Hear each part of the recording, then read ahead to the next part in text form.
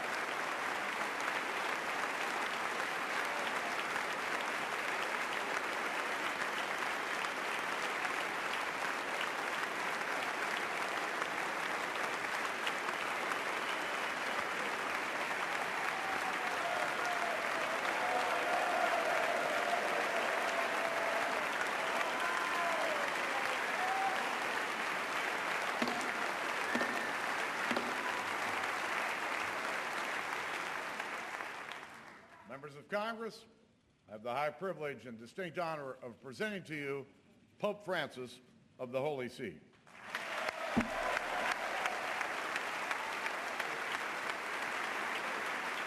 luck.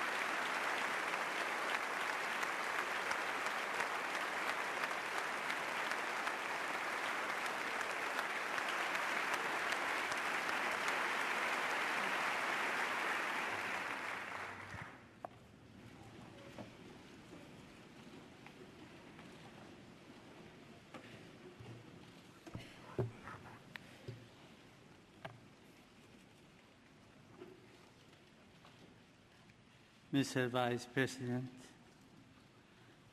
Mr. Speaker, honorable members of the Congress, dear friends, I am most grateful for your invitation to address this joint session of Congress in the land of the free at the home of the brave.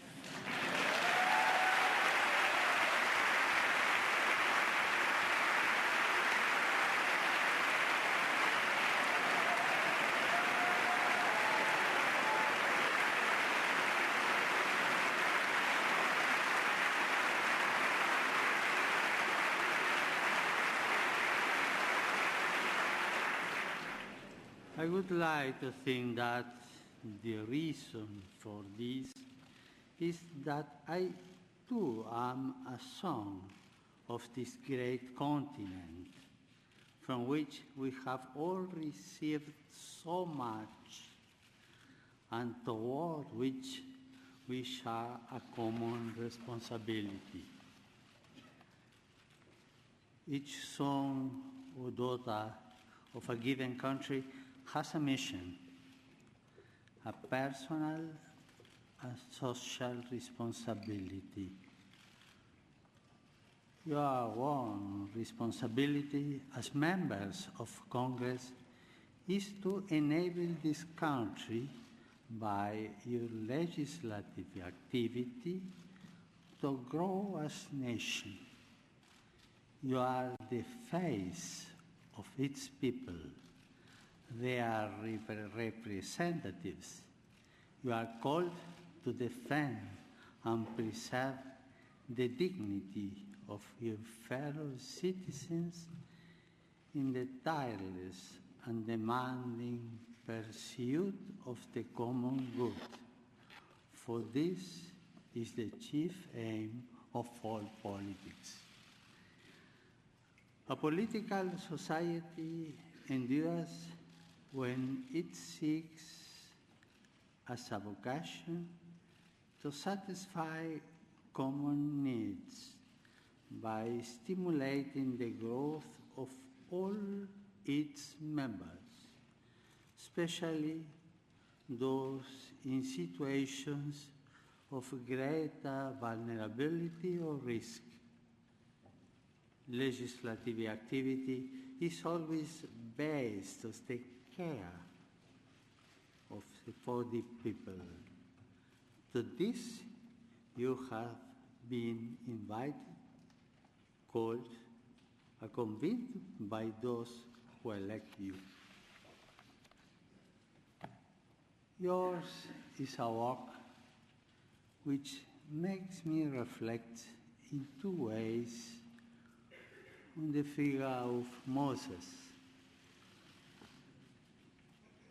On the one hand, the patriarch and lawgiver of the people of Israel symbolizes the need of people to keep alive their sense of unity by means of just legislation.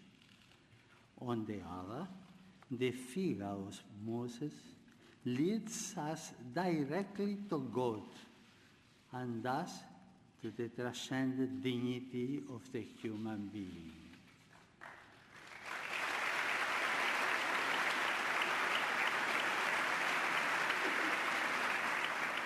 Moses provides us with a good synthesis of a work. You are asked to protect, by means of the law, the image and likeness fashioned by God on every human life.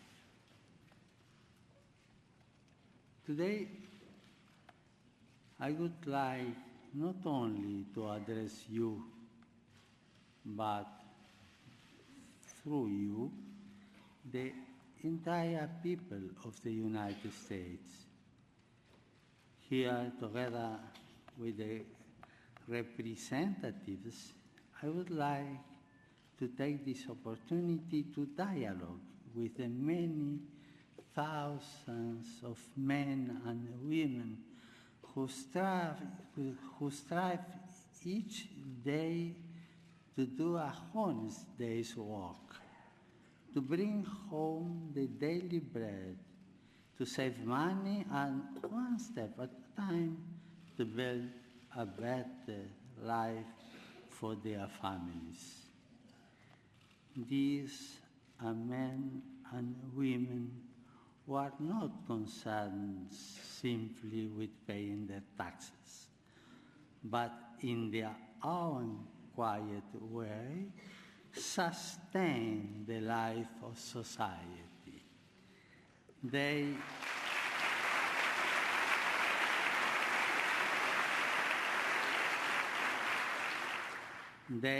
generate solidarity by their actions, and they create organizations which offer a helping hand to those most in need.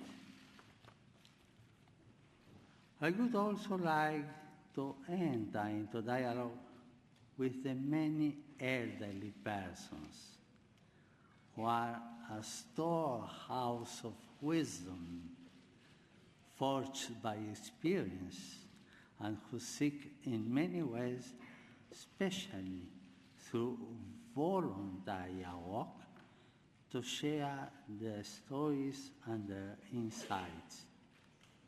I know that many of them are retired, but still active. They keep working to build up this land.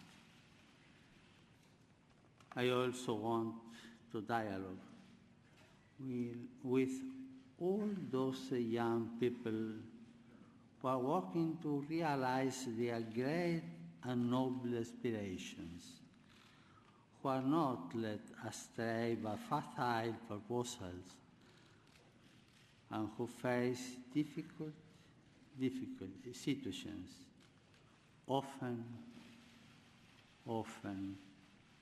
as a result of immaturity on the part of many adults. I wish to dialogue with all of you, and I would like to do so through the historical memory of your people.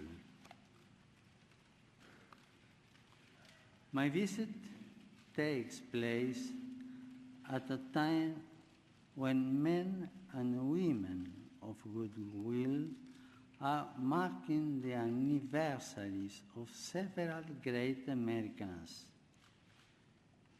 The complexities of history and the reality of human weakness notwithstanding, these men and women, for all their many differences and limitations, were able, by hard work and self-sacrifice, some at the cost of their lives, to build a better future.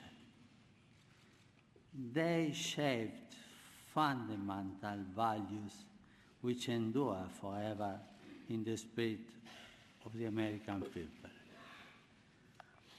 A people with this spirit can live through many crises, tensions, and conflicts, while always finding the resources to move forward and to do so with dignity.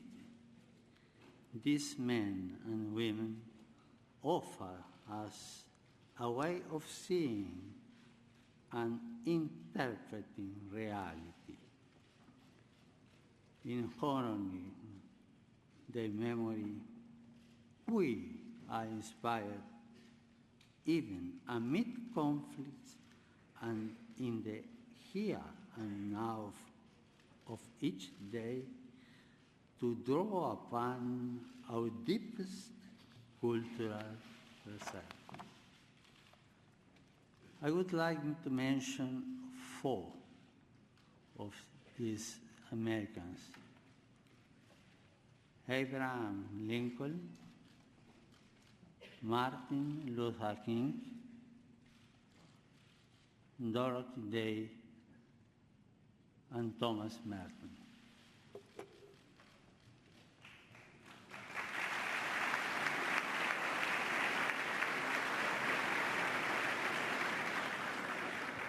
This year marks the 150th anniversary of the assassination of President Abraham Lincoln, the guardian of liberty, who labored tirelessly that this nation under God might have a new birth of freedom. Building a future of freedom requires love of the common good and cooperation in a spirit of subsidiarity and solidarity. All of us are quite aware of and deeply worried by the disturbing social and political situation of the world today. Our world is increasingly a place of violent conflict, hatred, and brutal atrocities, committed even in the name of God and of religion. We know that no religion is immune from forms of individual delusion or ideological extremism.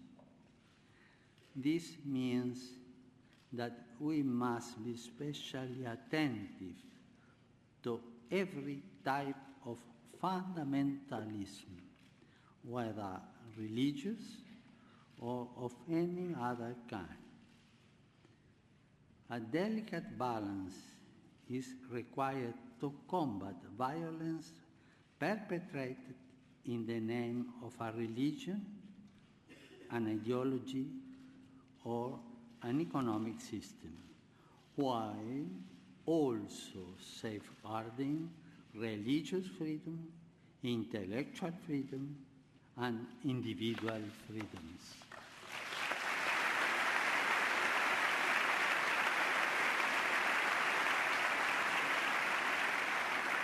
But there is another temptation which we must especially guard against.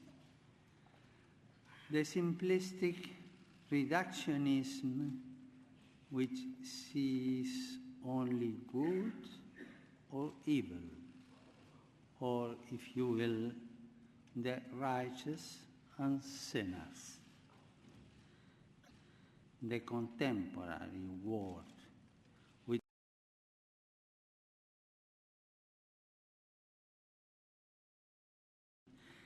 demands that we confront every form of polarization which would divide it into these two camps. We know that in the attempt to be feed of enemy without, we can be tempted to feed the enemy within, to imitate the hatred and violence of tyrants and murderers is the best way to take their place. That is something which you, as people, reject.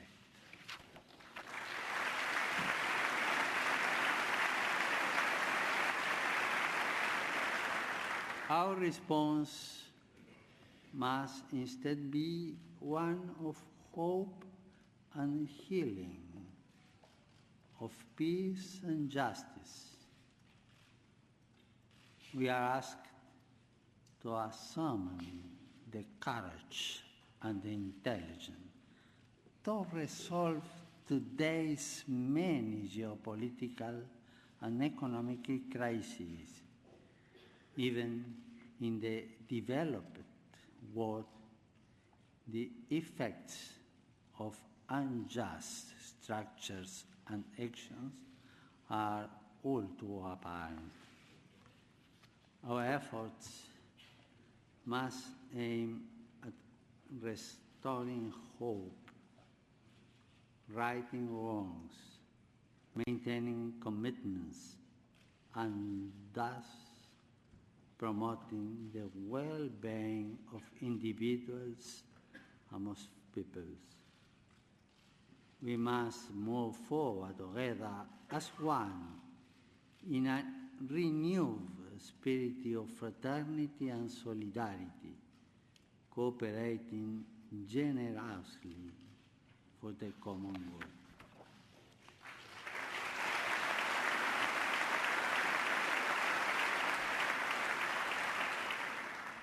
The challenges facing us today call for a renewal of that spirit of cooperation which has accomplished so much good throughout the history of the United States.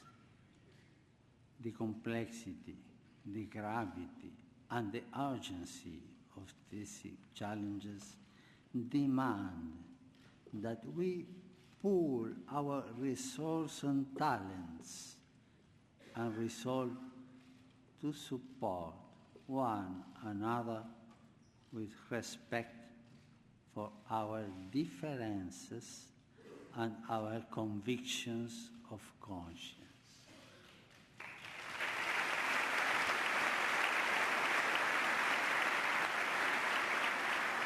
In this land, the various religious denominations have greatly contributed to building and strengthening society. It is important that today, as in the past, the voice of faith continue to be heard, for it is a voice of fraternity and love, which tries to bring out the best in each person and in each society. Such cooperation is a powerful resource in the battle to eliminate new global forms of slavery, born of great injustices, which can be overcome only through new policies and new forms of social consensus. Politics is instead an expression of our compelling need to live as one in order to build as one the greatest common good, that of a community which sacrifices particular interests in order to share injustice and peace, its goods, its interests, its social life. I do not underestimate the difficulty that this involves, but I encourage you in this effort.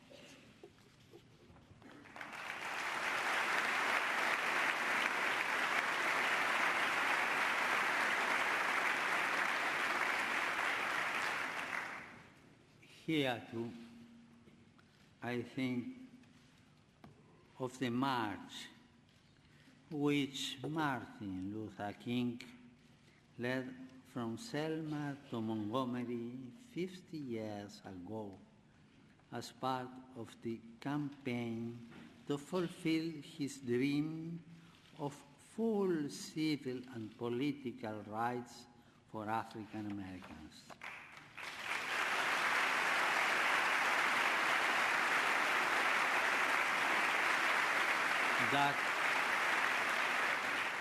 That dream continues to inspire us all, and I am happy that America continues to be, for many, a land of dreams.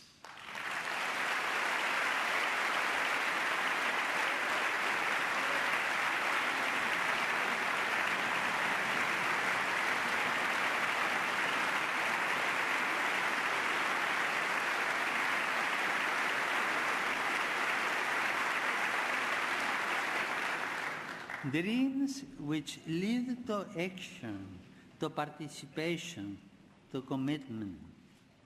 Dreams which awaken what is deepest and truest in the life of the people. In recent centuries, millions of people came to this land to pursue the dream of building a future in freedom. We, the people of this continent, are not fearful of foreigners, because most of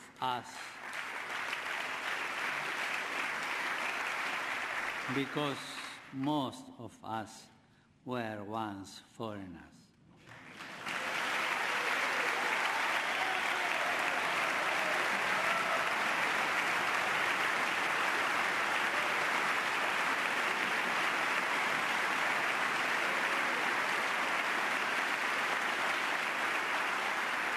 I say this to you as the son of immigrants, knowing that so many of you are also descendants of immigrants.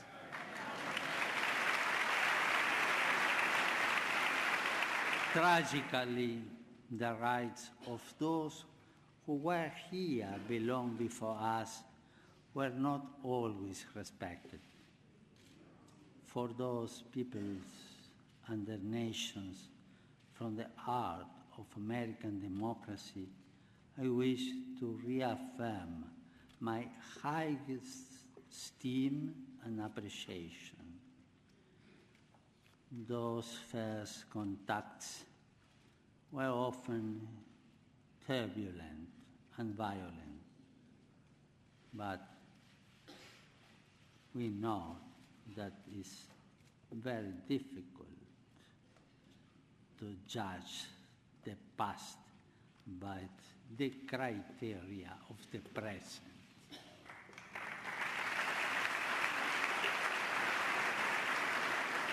Nonetheless, when the stranger in our midst appeals to us, we must not repeat the sins and the errors of the past.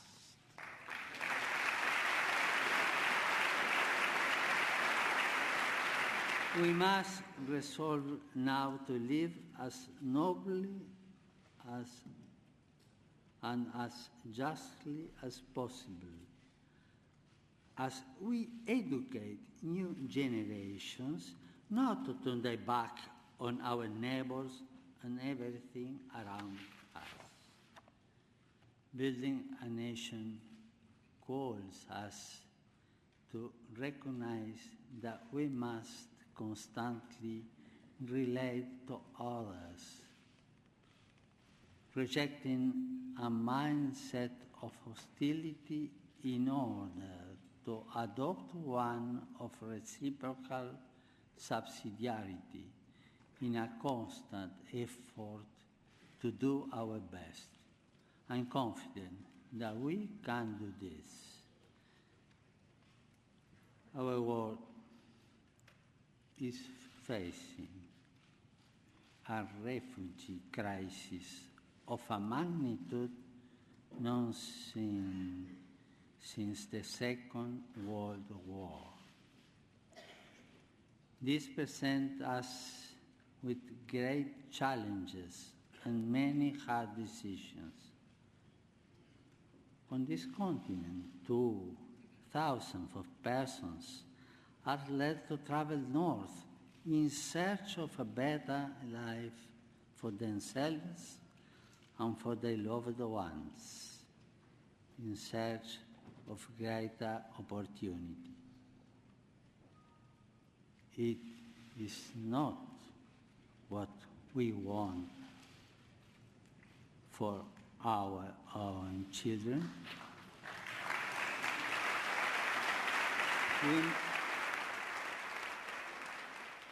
We must not be taken aback by the numbers, but rather view them as persons, seeing their faces and listening to their stories, trying to respond as best we can to their situation, to respond in a way which is always human, just, and fraternal. We need to avoid a common temptation nowadays to discard whatever proves troublesome. Let us remember the golden rule. Do unto others as you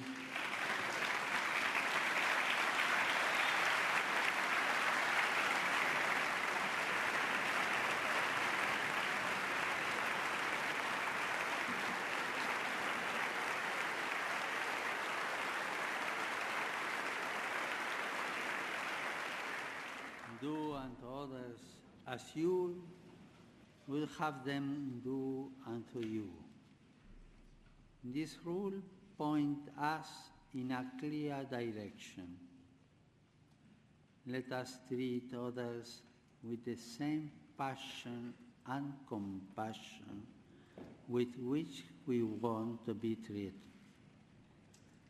Let us seek for others the same possibilities which we seek for ourselves.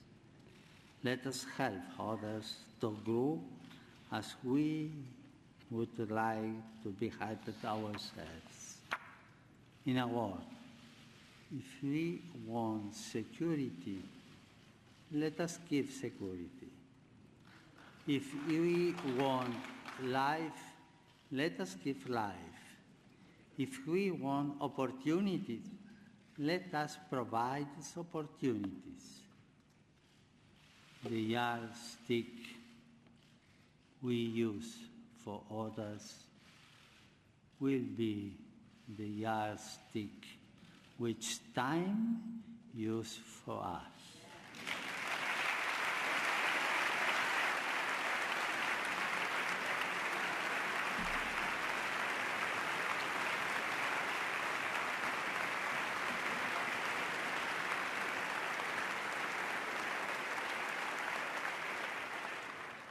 The Golden Rule also reminds us of our responsibility to protect and defend human life at every stage of its development.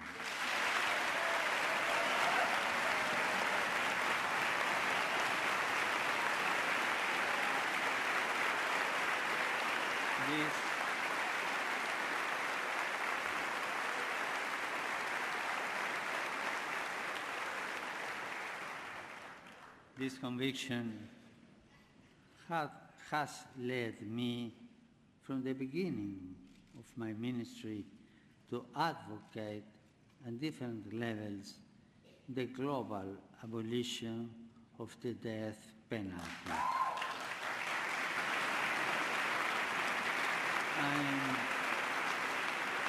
I am convinced that this way is the best, since every life is sacred.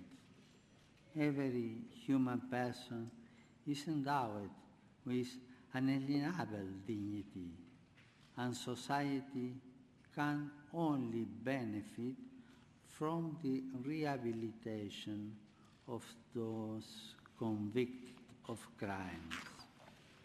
Recently, my brother bishops here in the United States renewed their call for the abolition of the death penalty. Not only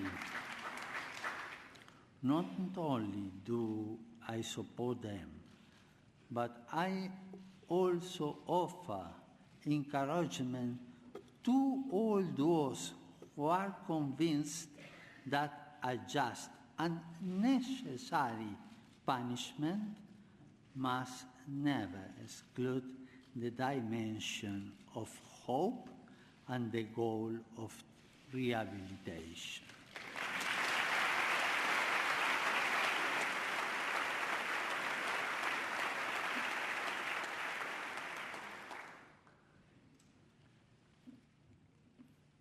In these times, when social concerns are so important, I cannot fail to mention the servant of God, Dorothy Day, who founded the Catholic Worker Movement. Her social activism, her passion for justice and for the cause of the oppressed were inspired by the gospel, her faith, and the example of the saints. How much progress has been made in this area in so many parts of the world? How much has been done in these first years of the third millennium to raise people out of extreme poverty? I know that you share my conviction that much more still needs to be done, and in times of crisis and economic hardship, a spirit of global solidarity must not be lost. At the same time, I would encourage you to keep in mind all those people around us who are trapped in a cycle of poverty. They too need to be given hope. The fight against poverty and hunger must be fought constantly and on many fronts, especially in its cause. I know that many Americans today, as in the past, are working to deal with this problem. It goes without saying that part of this great effort is the creation and distribution of wealth. The right use of natural resources, the proper application of technology, and the harnessing of the spirit of enterprise are essential elements of an economy which seeks to be modern, inclusive, and sustainable.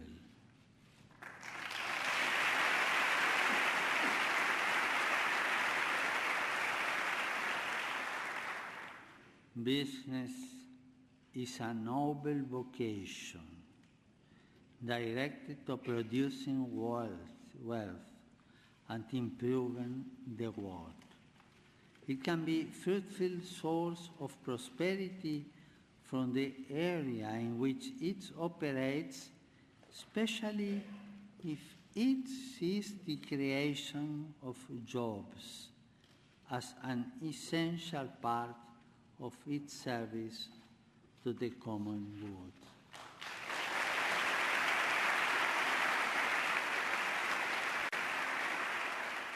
This common good also includes the earth, a central theme of the encyclical, which I recently wrote in order to enter into the dialogue with all people about our common home. We need a conversation which includes everyone, since the environmental challenge we are undergoing and its human roots concern and affect us all.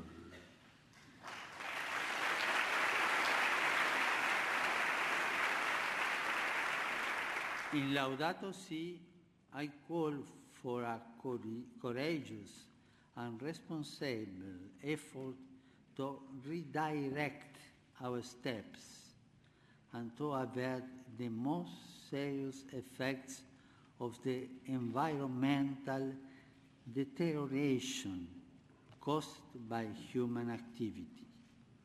I'm convinced that we can make a difference.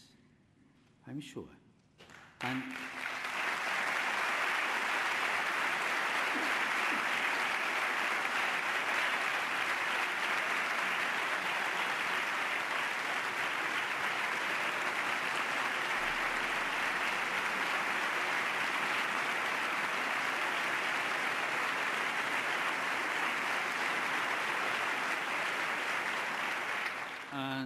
I have no doubt that the United States and this Congress have an important role to play. Now is the time for courageous action and strategies aimed at implementing a culture of care and an integrated approach to combating poverty, restoring dignity to the excluded, and at the same time, protecting nature.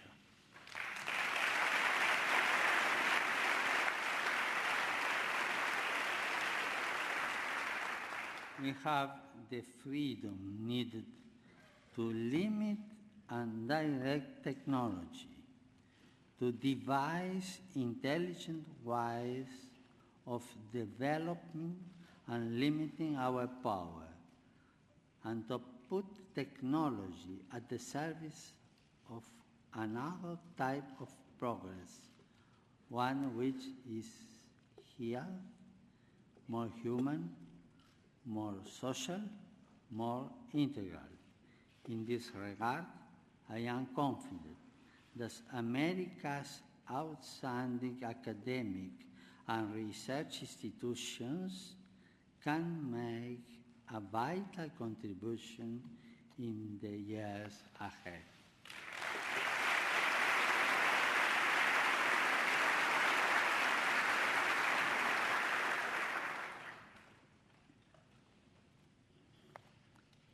A century ago, at the beginning of the Great War, which Pope Benedict XV termed a pointless slaughter, another notable American was born, the Cistercian monk Thomas Merton.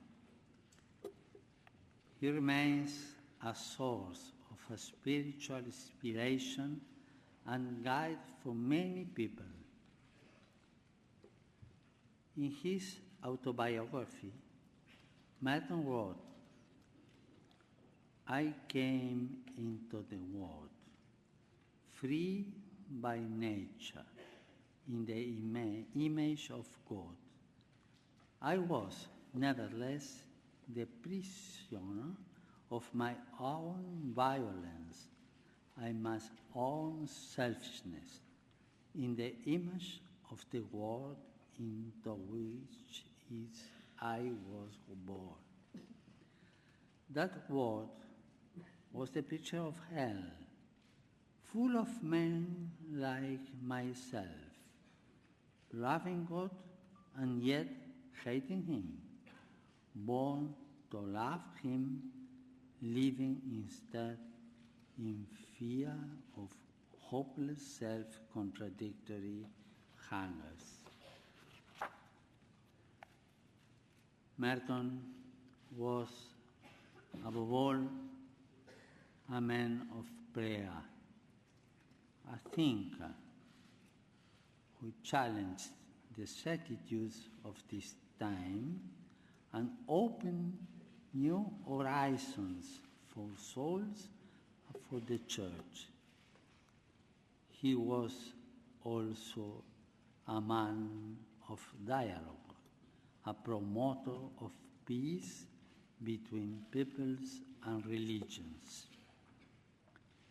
From this perspective of dialogue, I would like to recognize the efforts made in recent months to help overcome historic differences linked to painful episodes of the past. It is my duty to build bridges and to help all men and women in any way possible to do the same. When countries which have been at odds resume the path of the dialogue, a dialogue which may have been interrupted for the most legitimate of reasons, new opportunities open up for all.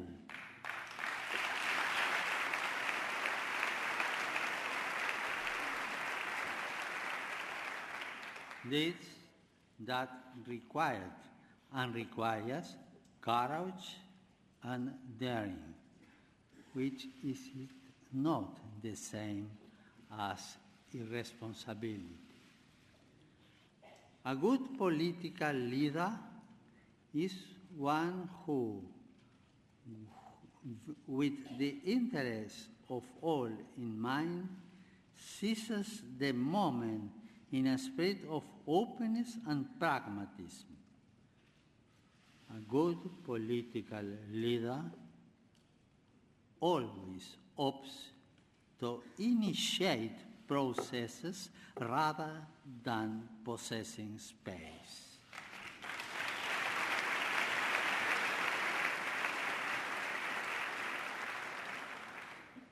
being at the service of dialogue and peace also means being truly determined to minimize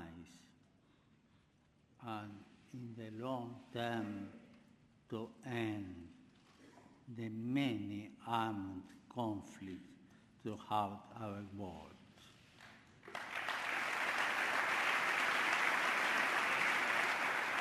Here we have to ask ourselves, why are deadly weapons being sold to those who plan to inflict untold suffering on individuals and society? Sadly, the answer, as we all know, is simply for money. Money that is drenched in blood, often innocent blood.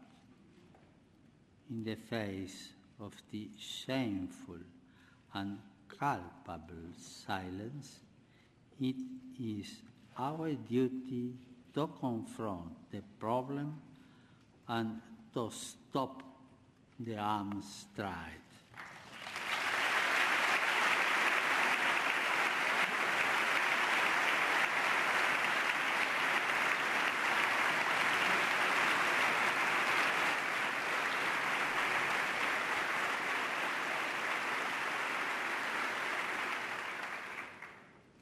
Three sons and one daughter of this land, 4 individuals have 4 dreams. Lincoln, liberty. Martin Luther King, liberty in plurality and non-exclusion. Dorothy Day, social justice and the rights of persons. And Thomas Merton, the capacity for dialogue and openness to God. 4 representatives of American people. I will end my visit to your country in Philadelphia, where I will take part in the World Meeting of Families. It is my wish that throughout my visit, the family should be a recurrent theme. How essential the family has been to the building of this country.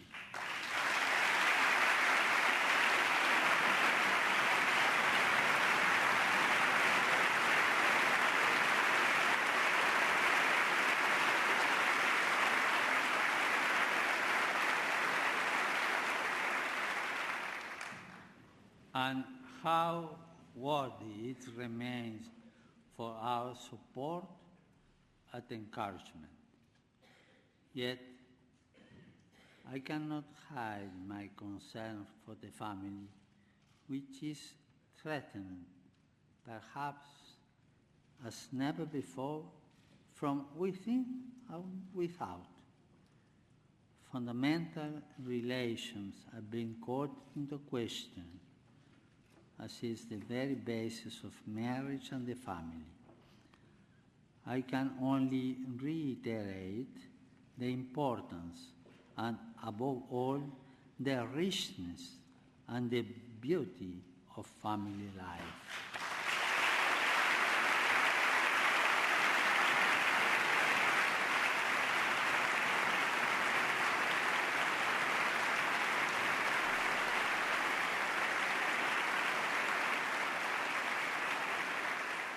In particular, I would like to call attention to those family members who are the most vulnerable, the young. For many of them, a future filled with countless possibilities beckons. Yet so many others seem disoriented and aimless, trapped in a hopeless maze of violence, abuse, and despair. Their problems are our problems.